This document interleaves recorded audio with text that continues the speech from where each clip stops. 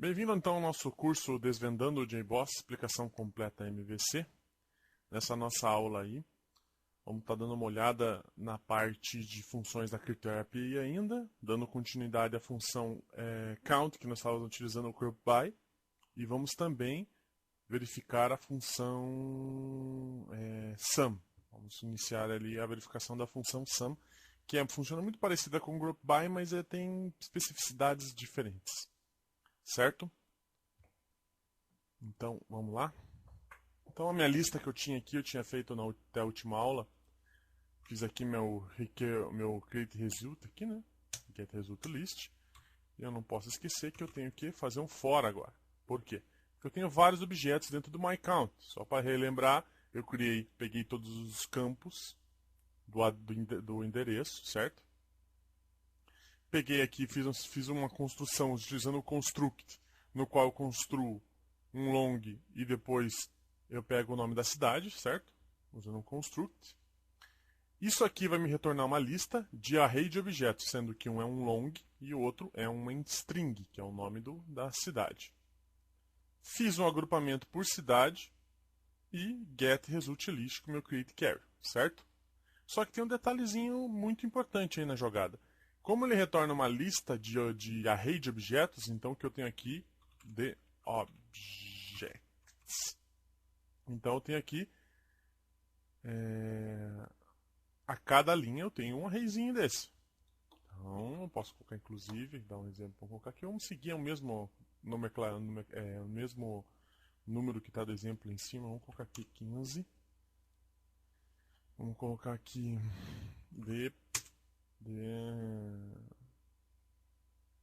city is o que? Como é um array de objeto, the objects, né?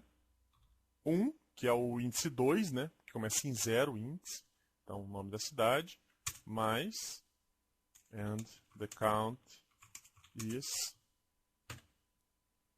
the objects 0, certo? Que é o índice 0. Então aqui índice 0, índice 1, certo? Então, basicamente eu tenho essa tiradinha aqui. Deixa eu só apagar aqui e vamos ver como é que vai ficar. Bom, basicamente então o que eu fiz foi fazer um forzinho no meu objeto aqui. Vamos ver se realmente vai exibir o resultado que a gente tem pensado. Porque às vezes, deixa eu até abrir meu MySQL aqui. MySQL-p. Vou colocar assim aqui, 1, 2, 3, 2, 3. Use dev media. Select asterisco from. Cadê? Address. Então, na realidade, o que eu fiz aqui foi bem simples, que eu dei um count, né? Com o GroupBy.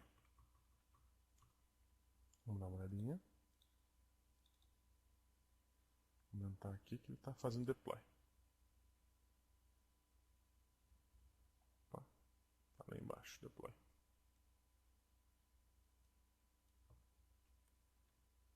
Então, após o deploy, me diz que ele não consegue localizar o construtor adequado à classe long. Provavelmente o driver JDBC do MySQL não joga isso aqui como um long. Certo? Esse cara aqui não veio como um long. Deixa eu dar uma olhadinha. Long ponto cursor. Provavelmente esse cara aqui está vindo como um outro tipo. Vamos colocar como object aqui. E vamos ver.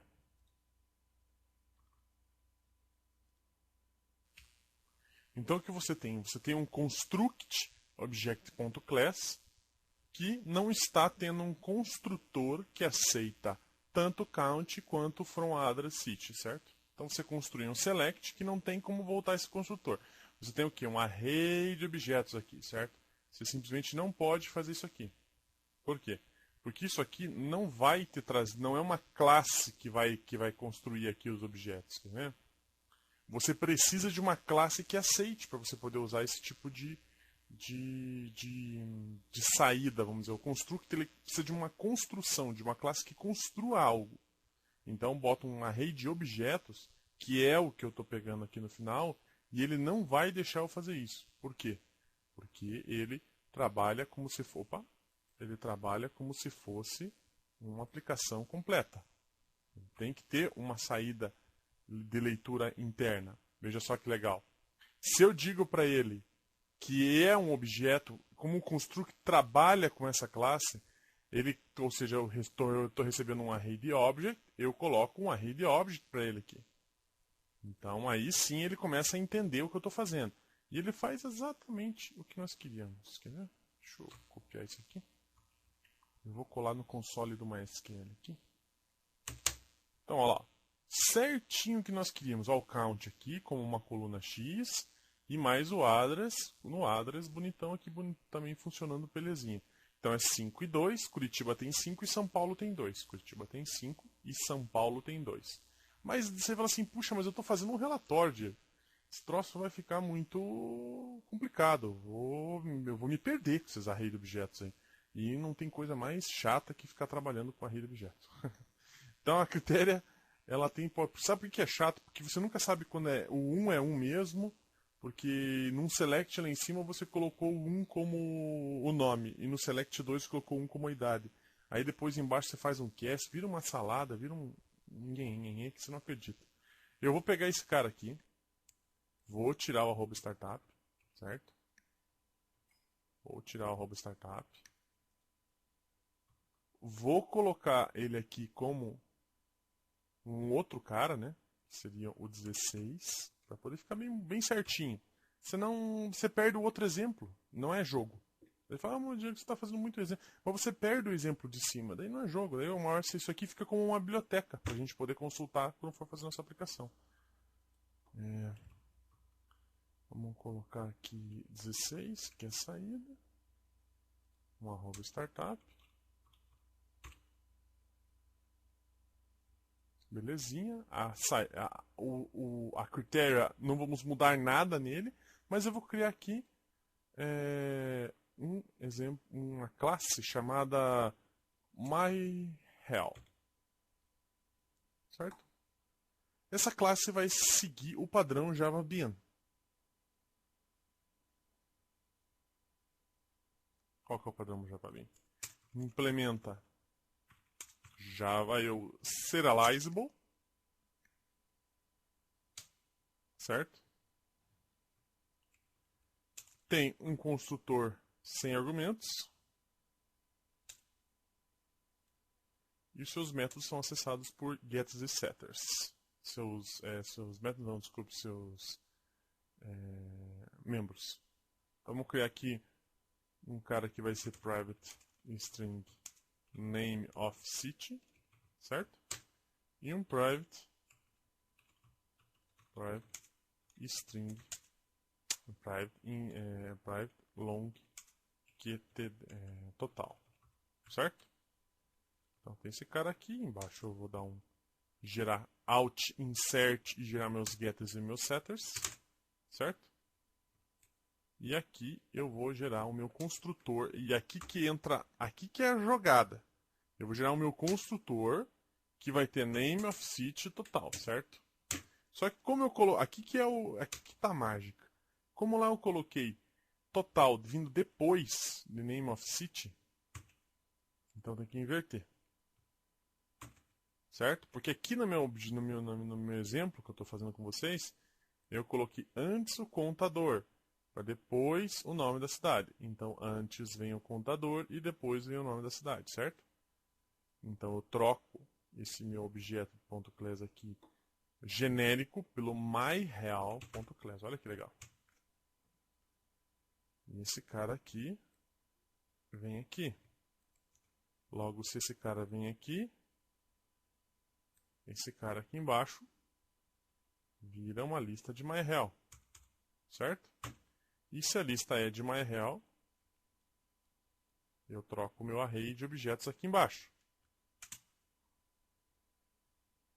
E troco o que? Agora de objects, ponto, get, agora sim, name of city. E de objects, ponto, get, total. Olha que legal. Então agora eu trabalhei com classe. Vamos lá dar um play. Agora estou trabalhando com classe, ou seja, Eu não estou mais mexendo naqueles arrays de objeto lá que estão dando dor de cabeça para depois para você poder dar manutenção num código depois. Vamos lá para o final. Vamos ver. Opa, parou. Aqui mesmo. Então o exemplo 16 fez exatamente a mesma coisa que o outro exemplo. Exatamente a mesma coisa. Mas vamos abrir os dois aqui para comparar um do lado do outro.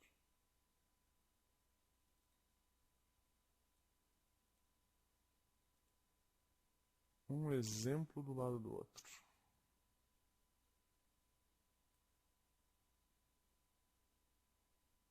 Deixa eu minimizar esse cara aqui. Agora sim. A única diferença que eu tenho aqui é que aqui eu tenho, no exemplo atual que a gente fez, eu tenho myHel, certo? Como a classe que eu estou construindo o resultado. E eu construo utilizando ela no meu select. E daqui para baixo eu trabalho com o quê? Com objetos. E não mais com array de objetos. Embaixo não, aqui eu tenho que ficar adivinhando. Ó. Ah, tá. O que é TheObjects1? Ah, tá, peraí, deixa eu ver. A TheObjects1 é o count. Não, TheObjects1 é o nome da cidade, porque o array começa em 0. Olha, começa a confusão aí. E o count é 0. Ah, sim, porque começa 0 aqui. Então, se você não tiver muito sabendo o que está fazendo, vamos dizer assim, se estiver concentrado, muito bem concentrado, você vai ter problemas. Que você volta aqui na classe, que ela pegou o myHel, e ela já volta uma lista de myHel. E o myHel tem o getNomeFcity e getTotal. Ponto final. Não tem erro de interpretação.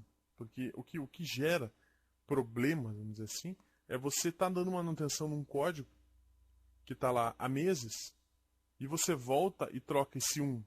Ah, claro, aqui ó, tá no 2, aqui tinha que ser 2, ó. Opa.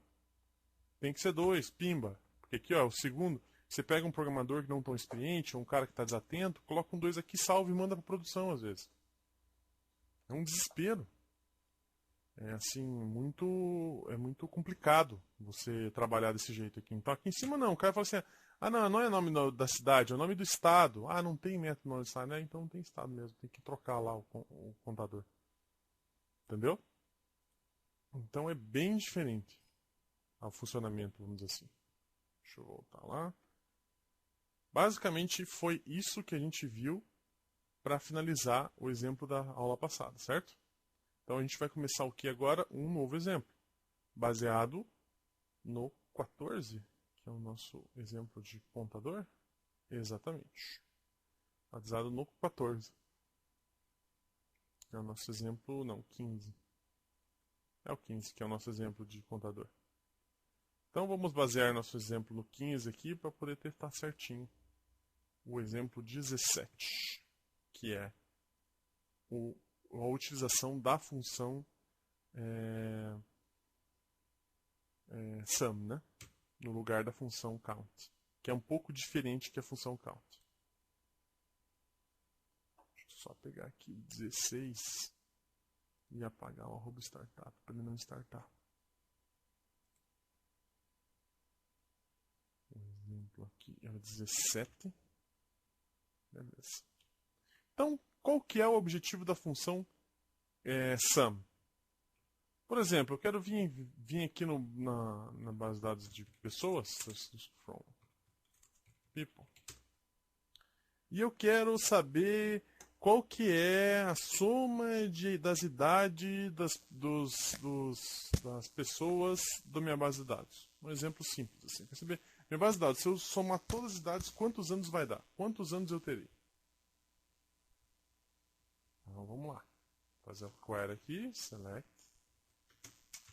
sum